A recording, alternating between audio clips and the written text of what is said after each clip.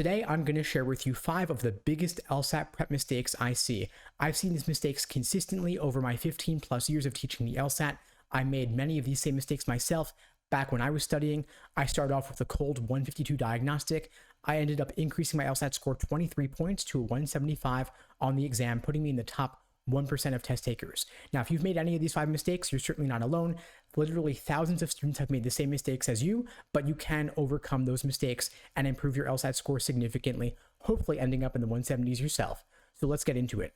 The first mistake I typically see students making is taking a cold diagnostic just to see how they'll do. This is, of course, unnecessarily discouraging. It tells you what you already know, which is that you haven't learned the language of the LSAT yet, but you can. And the LSAT is like learning a foreign language. Many of the words on this exam are unlike their use in everyday speech, so it can be a little bit confusing and unfamiliar to see them in the LSAT context. It requires reading an LSAT prep textbook, watching videos, taking a class, doing some one-on-one coaching. Whatever your best way to learn is, I would recommend pursuing it, but self-study alone may not be enough. Regardless, cold diagnostics are largely useless. The LSAT is a foreign language, especially so for the logic games section, unless you went to some kind of nerdy math camp.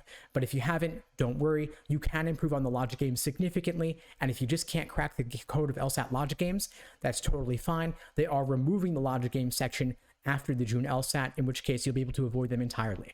But that's neither here nor there. I have plenty of other videos covering that topic. Let's get into number 2, focusing on speed before accuracy.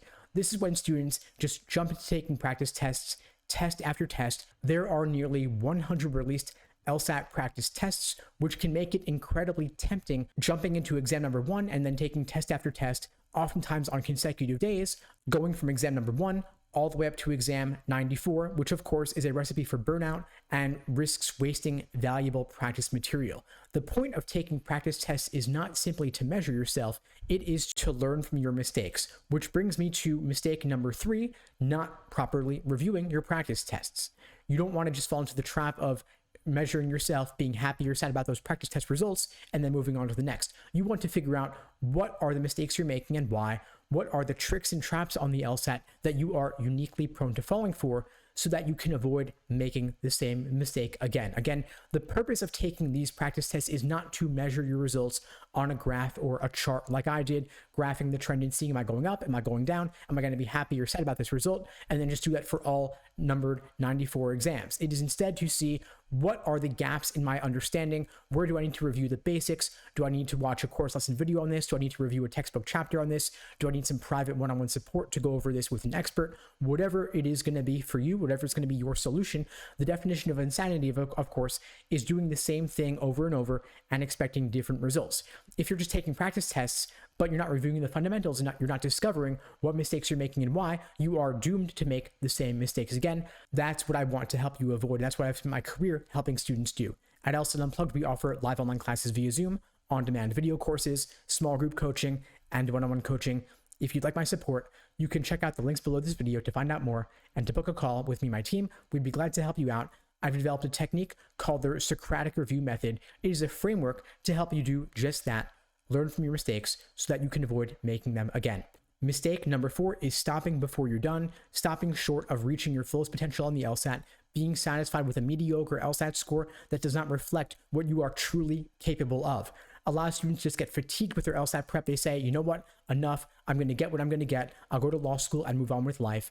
And that's fine if you got a great scholarship offer, if you got into a top school and you don't have the time to study. But the thing is, your LSAT score is the biggest factor in the law school admission process, and just retaking, even if you get a few points more, that could make the difference in getting into a better law school, getting significant scholarship money, or both. And so failing to retake is one of the biggest mistakes I see students make, because there's really no downside to retaking. Through luck alone, you could do a few points better, and then if you study for that additional, say, month or two, you can improve much more than that. It's the easiest money you'll ever make to get a higher LSAT score.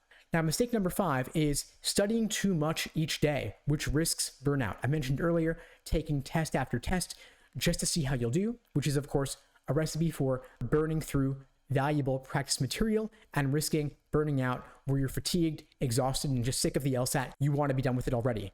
Instead, I recommend spreading out your LSAT studying, just 1 or 2 exams per week, along with detailed review of those exams, and that'll be a good plan going forward to help you achieve your fullest potential on the LSAT. Anyway, folks, that's all for now. I hope you found this helpful. If you did, please do me a favor and share it with someone who needs to see it. In the meantime, I'll wish you all the best and take care.